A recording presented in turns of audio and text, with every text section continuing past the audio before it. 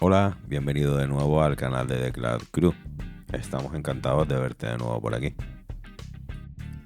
En este vídeo hablaremos de cómo funcionan los buzones compartidos, cómo crearlos, cómo delegarlos y sus pros y sus contras. Decir que este vídeo formará parte de una serie de vídeos cortos tipo píldora para configuraciones concretas. Y sin más, gracias por vernos y empezamos. Bueno, pues lo primero será definir qué es un buzón compartido. En resumen, es un tipo de buzón que no tiene usuario y contraseña, que precisa permisos para acceder a él y que su función es ser utilizado por un grupo de usuarios. Algunos ejemplos clásicos de un buzón compartido puede ser la típica cuenta de correo de info, de recursos humanos o de soporte de una empresa. Bien, y tal como decíamos antes, estos buzones tienen dos tipos de permisos. Tienes el de enviar como, que solo te permite enviar en nombre de este buzón, y el de lectura y administración, que te permite no solo enviar, sino abrir el buzón para comprobar el correo. Bueno, y ahora que conocemos la teoría, como siempre, vamos a ver un poco en la práctica cómo funciona el tema de los buzones compartidos. Bien, pues abriremos nuestro centro de administración de Microsoft 365 y nos vamos a ir aquí a Centro de Administración y vamos a ir al Centro de Administración de Microsoft Exchange. Y en este caso lo único que tendríamos que hacer es irnos aquí a este botón, agregar buzón compartido. Vamos a crear para nuestra empresa el buzón de info. Vamos a decirle que la dirección de correo es info y vamos a seleccionar un dominio. Ahora mismo no vamos a establecer ningún alias. Vamos a crear este buzón. Y desde esta pantalla podríamos ya agregar usuarios a este buzón de correo, pero a mí me gusta cerrar y hacerlo desde el mismo buzón. Vale, se nos ha creado info arroba este dominio que tenemos de prueba y vamos a entrar a ver qué pasa en info.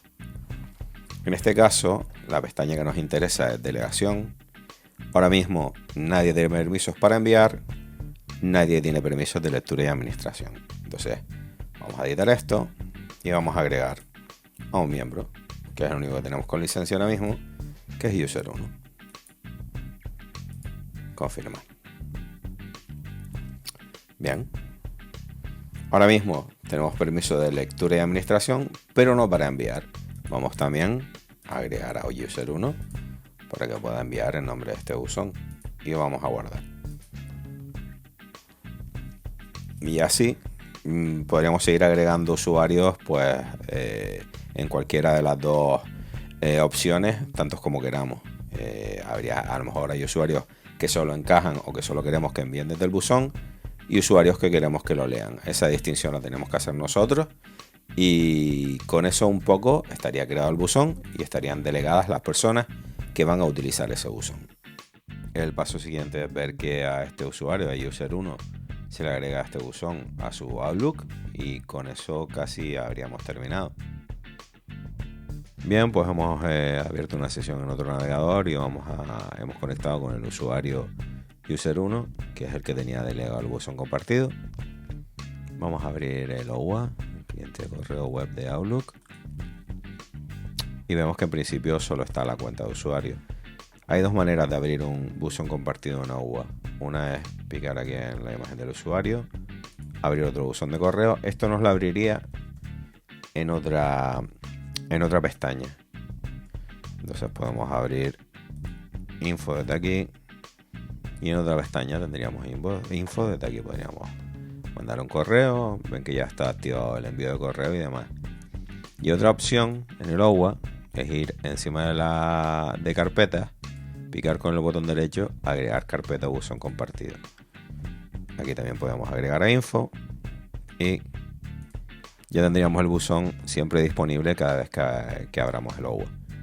Pues un poco con esto terminamos. Esto queríamos que fuera una píldora, que no fuera un vídeo muy extenso. Si tienen alguna duda o alguna pregunta, nos la pueden dejar en los comentarios del vídeo. Como siempre, muchas gracias por seguirnos y si nos dan un like o se suscriben al canal, pues nos ayuda bastante.